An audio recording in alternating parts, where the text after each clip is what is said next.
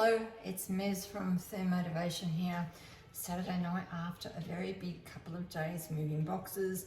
I'm tired, I want a quick dinner. So tonight's going to be pizza, and I thought I may as well share with you how I make my pizza. It might just give you a few tips or tricks for the nights when you're absolutely pooped too. So I've pulled up my cookie dough on the Thermomix and I'm going to type in pizza dough.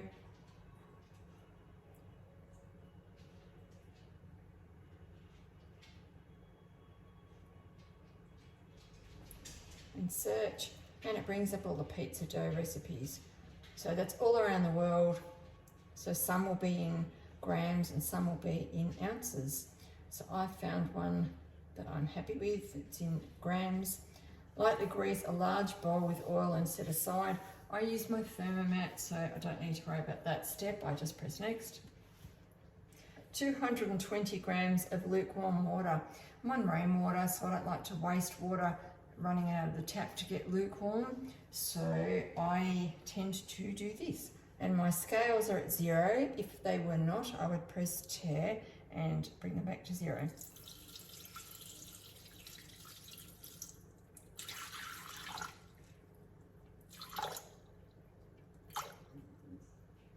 Ooh, 218 is close enough for me.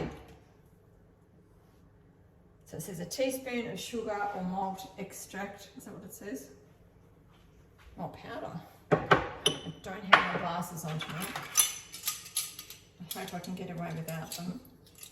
Challenge. I do like to put the sugar in if it asks for it, making sure when you put things into the water, it's actually in the water and not sitting on top of the blades.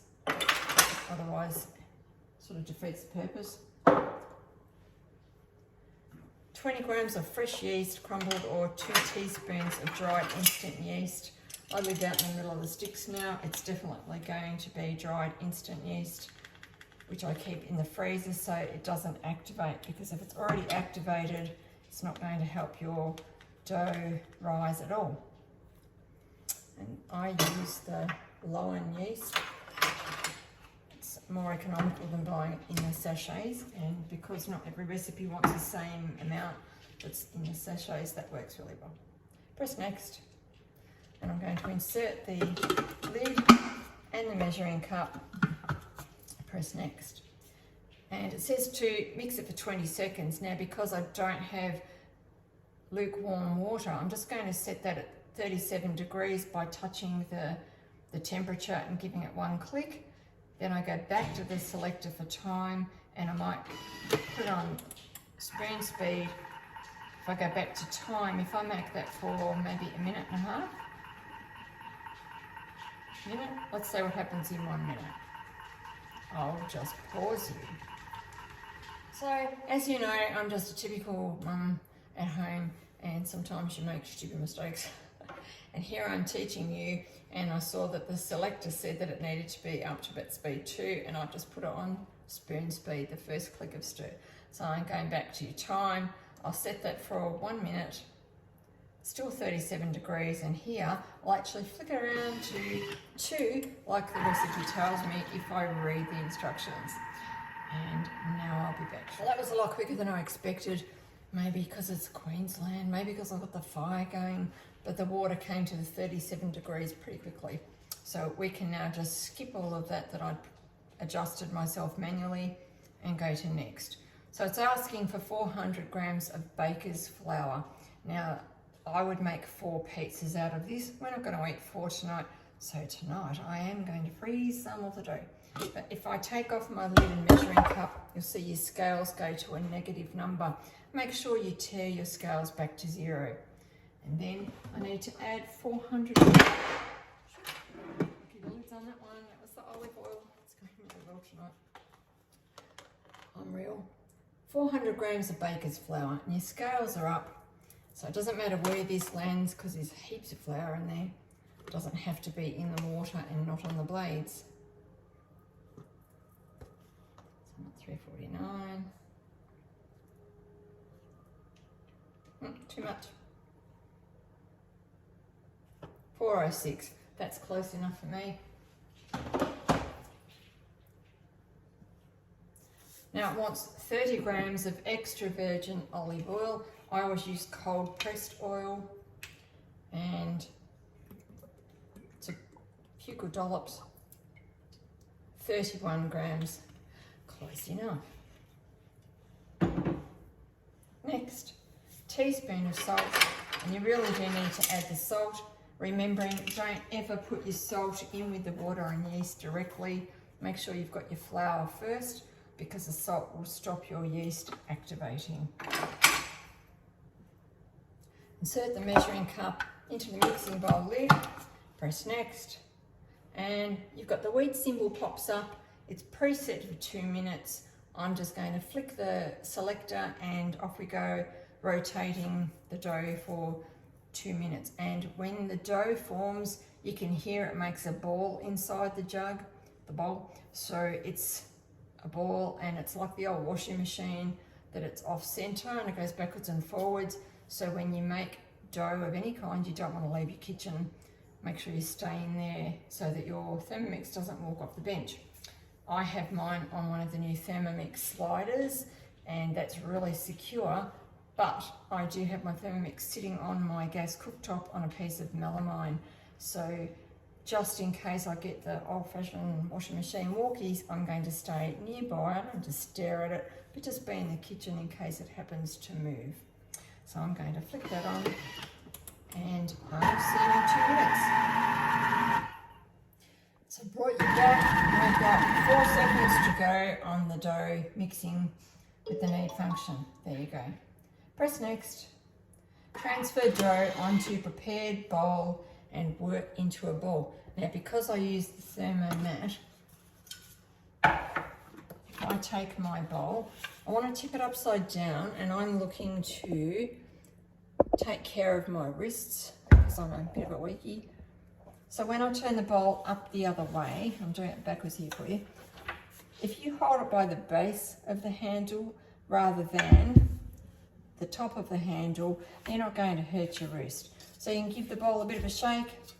You can wind the blades at the base, see what comes out. There's a little bit left in there, which I can take out with my fingers. Be careful not to cut your fingers. I did tell somebody once, no, blades are not sharp, only when they're going really fast, and proceeded to cut my finger. So they are sharp. And that's what I've got. It's pretty clean. Where can I stick that? So then I'm going to use, using my Thermomat, I'm going to push my dough into a ball, which means I don't have to handle the dough. I did wash my hands, but anyway. No flour needed because the Thermomat is non-stick, and the large Thermomat is what I'm using, which is available in the mix shop. I couldn't get by without it. It's actually oven proof up to 230 degrees, so I can proof bread in the oven. Funny little story, one of my early demos that I did, I asked somebody to put the oven on, and I said to put it on for about 30 degrees, and she put it on for 130 degrees. And when I went to get the dough out of the oven, it was actually quite hot to touch, but it still didn't burn my hands. And I pulled it out, put it on the bench, and went, "What have you done? That's actually a bit hot." And she said, "I thought you said 130. I said, "No, 30 degrees. And the bread dough was slightly cooked, but I didn't burn myself. And I thought, that's really good to know. So there is your dough. It's nice and firm. I'm going to wrap it in my Thermomat and allow it to have 10 minutes or so to rise. And in that time, I'm going to, like that, preheat my oven and start preparing some of the ingredients for my pizza. And at the moment, we're not using homemade tomato pizza sauce because tomatoes are too expensive and I don't have any homegrowns. So, dodgy shop-bought pizza sauce, but I'll be back. So while the pizza dough is proving and sitting for 10 minutes and I have the oven on preheat, I started to get whatever was in my fridge ready to put on pizza, because that's what you do. You don't plan your ingredients, you just bum it. And I thought I'd tell you with capsicum, question came up recently about why do we de-seed a capsicum and not a chilli, and having researched, the capsicum seeds are bitter, and that's why we take them out, whereas a chilli is for the heat, and you choose to leave them in or not leave them in. Just sort of tell you that. And in the steaming basket, I have rinsed some baby spinach, these gorgeous little cherry tomatoes, which I've had for 6 weeks in my fridge and are still perfect. There they go, oops. And I've got some little button mushrooms, and I've rinsed those in there too. Back shortly. So just to show you what I've done, I have chopped up my cherry tomatoes, my mushrooms, I had some ham that needed to be used up, I sliced the capsicum, but the pepperoni is smoked pepperoni from our local butcher. It is not ready to be used up. It's very special, and I was waiting for pizza night because it's delicious. And I have the spinach, baby spinach in here ready to put on, but I also have triple cream brie cheese that I bought at reduced price, just half price. And what you may not know about cheeses, the soft cheeses, when they sell them with a use-by date, the cheese is not usually actually ready to be eaten.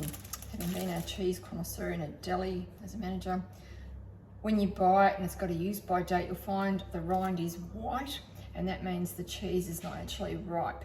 So if you buy it with its use-by date almost up, still got about 2 weeks time before that rind starts to ripen, and you'll know when you open the cheese and it has a creamy beige colour to its rind, and that means the actual cheese is ripe, but the rind is probably getting a little bit bitter. So if you were going to eat it as a dip in bickies, you might want to take the rind off, and that's fine, but the cheese is really creamy and gooey and tastes magnificent.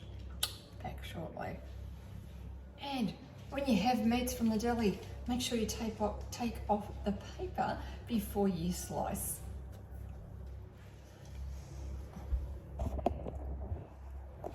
Some might have been a little bit heavy-handed compared to what I would like to do, but that's the first one I've prepared. And just to finish, I've put a little bit of barbecue sauce over the top to give it flavour like my son likes.